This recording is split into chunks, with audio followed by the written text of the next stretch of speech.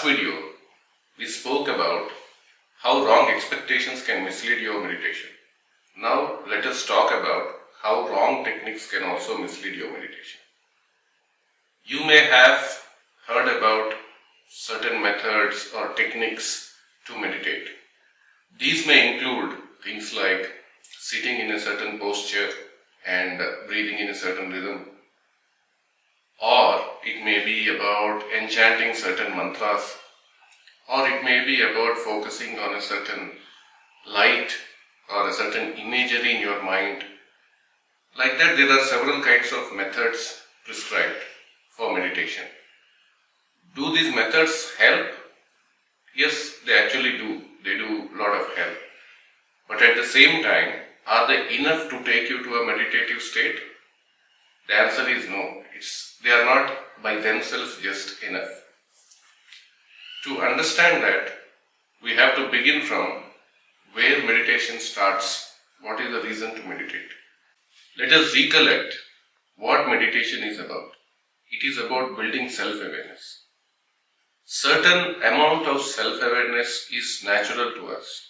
For example, we are aware of the weather, the heat, or our mood. When we see someone stronger than us, we are aware that we should be checking ourselves. When we are in an office, we know there is a formal situation. So these are things which come naturally. But however, why do we need to practice self-awareness? You may ask if it is natural. We need to practice self-awareness to prevent ourselves from getting lost in our own minds, so that we are rooted in the reality of our existence. That is why we need to practice self-awareness. We are constantly worried about something or the other.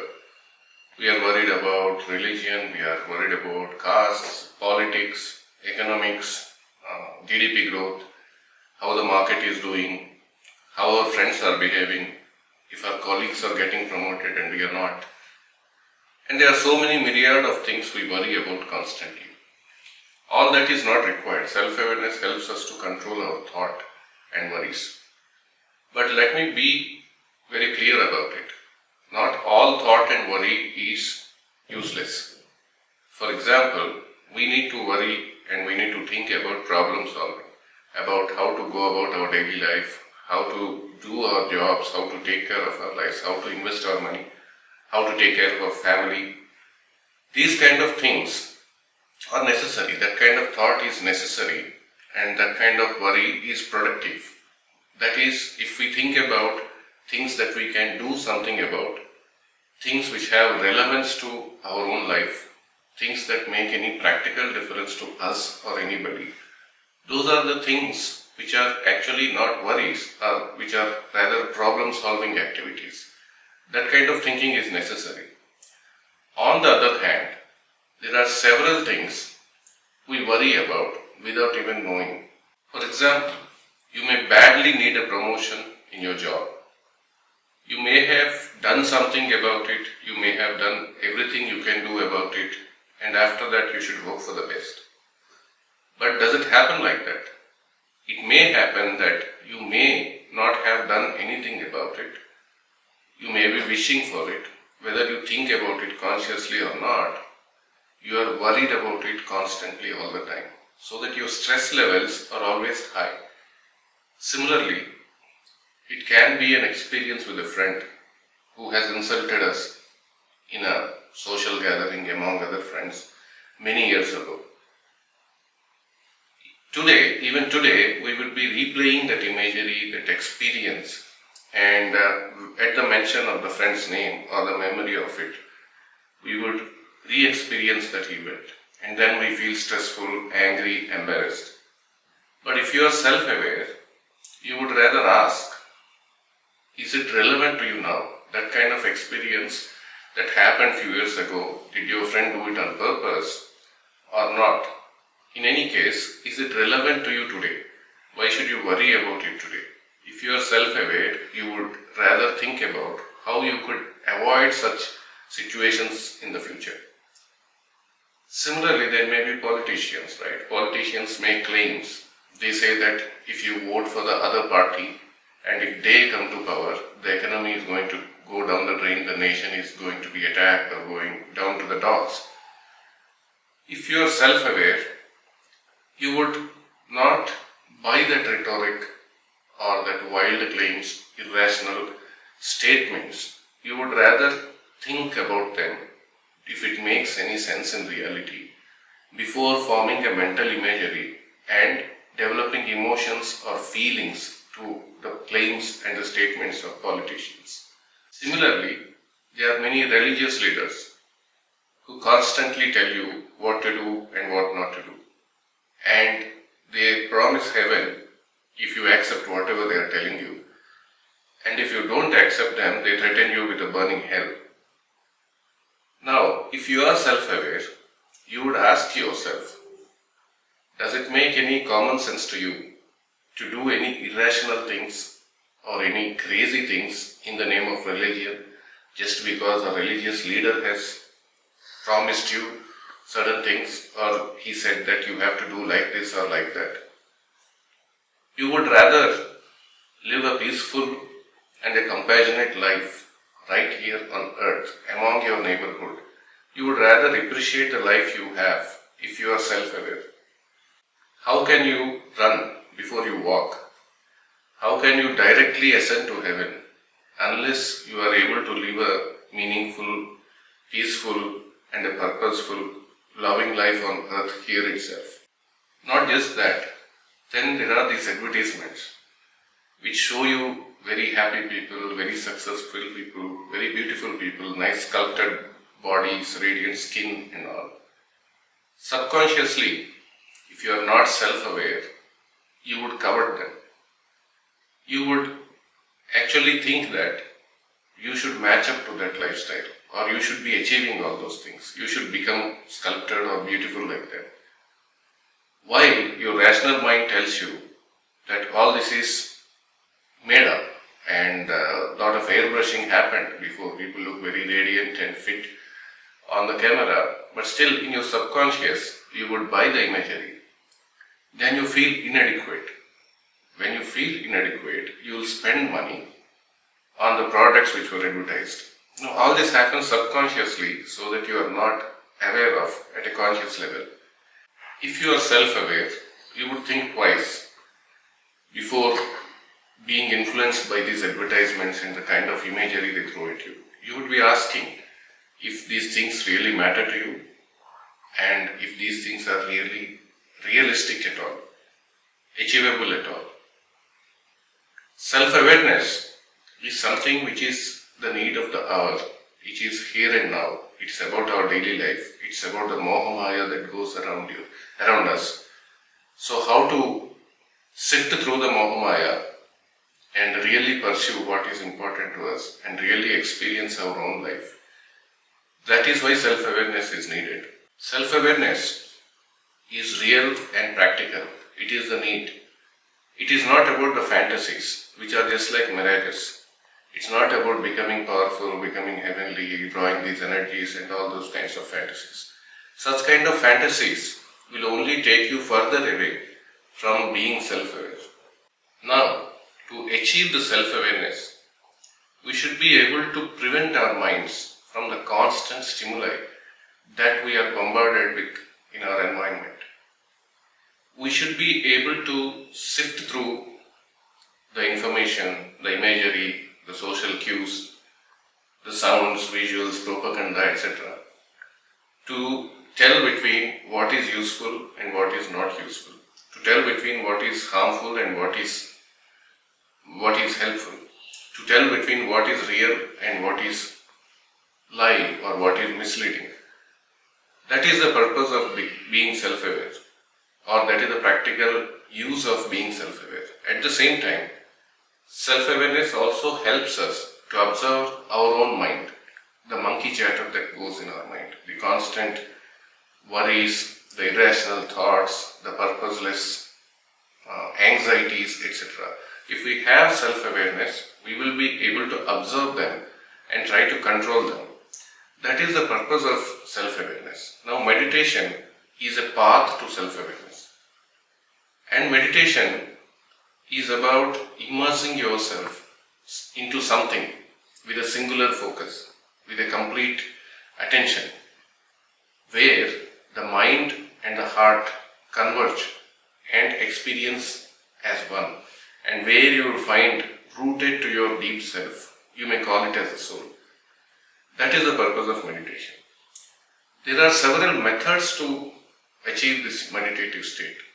For example, you may go on, do yoga, breathing exercises, you can sit in certain posture, you can do all the standard methods which someone tells you, or you can pay somebody, get some specific customized mantras, or you can keep chanting Om. All these things will help you with something. But there are also people who can achieve this meditative state by dedicating themselves to something. For example, a sports person who is dedicated to his sport and puts his entire mind and heart into it and pursues with passion will achieve the same state of self-awareness where he is completely rooted to his soul, where the other external stimuli or internal disturbances doesn't disturb his purpose. The soul is like a strong foundation in the ground. Sometimes loss of a loved one or a near-death experience, these kind of things also drive a person to become highly self-aware. It can be things like climbing Mount Everest. Once you overcome so many obstacles and achieve something which is difficult, impossible, you would have controlled all the stimulus and all the internal struggles that go within you to have achieved something like climbing a Mount Everest. That experience will give you so much of self-awareness. Like that, you can achieve that state of self-awareness by practicing a certain form of meditation, or you can achieve it through other means. But the most important thing is immersing yourself and finding your root to yourself, deep within yourself. You may call it as your soul. That is more important. Another sure, short way to achieve self-awareness is definitely unconditional, universal love. Anybody who experiences that will achieve the self-awareness and more. And that is the best way to do that, if somebody can experience it. At the same time, you cannot achieve self-awareness just by practicing certain exercises, rituals over a long period of time. It is something like doing all the drills that your tennis coach or cricket coach tells you, right? But if you ask any successful sports person who won a match and you ask them, they will surely tell you that they practiced all the drills, but that wasn't sufficient. There is something more than that that is required to be able to perform. A sports person would refer it to being in a zone or being out of form or being in form. That zone or form is equivalent to being self-aware in the context of meditation. So a method or a technique can help you, but that is not enough. You need more than that. You need to be prepared from within, from inside your heart, in your expectations, to be able to, and you should also be able to lead towards self-awareness. It's not just that you do meditation and it gives you self-awareness. You have to continue and you have to practice self-awareness throughout your day. It's a long road. You need patience and perseverance to achieve it over a period of time. On the contrary, you may be following all the methods and techniques properly, but your heart may be lying somewhere else all throughout. You may be imagining that you are sucking up all the electromagnetic energies from the universe, and the very imagination itself will prevent you from becoming self-aware, or it will prevent you from experiencing the universe around you or even yourself. Therefore, a method or a technique can help you get there, but without a deeper readiness in your heart, it is difficult to achieve or even pursue self-awareness. You may still become healthier by regular breathing, by relaxing techniques and all. You can become physically healthier, but that doesn't help you become self-aware. And if you try to play mind trickery, in fact it can hurt you, it can make you mentally unhealthier. For example, you can get lost in your own imagination. You may be imagining that you're getting different kinds of energies from the universe, and the more you picture that, the picture becomes stronger. And over a period of time, that imagery can take over your reality perception, and you will lose touch with the reality around you or even yourself. If you imagined that you are becoming a heavenly or a very special kind of person, angelic person, people may notice that you have been acting strangely of late. Similarly, if you imagine that you are becoming aware of everything around you, you may be getting into the borders of magical thinking. Usually, people grow out of this kind of mind trickery after some period of meditation, irrespective of how they start. But the risk is with the people who also have wrong expectations to begin with. People who want to become very powerful, who want to control life, who want to control others, who want to achieve some other thing through meditation. Such kind of people have a higher chances to use mind trickery in the name of meditation. They may be enjoying, imagining all those powers or becoming like somebody through meditation, and that mind trickery can actually mislead them.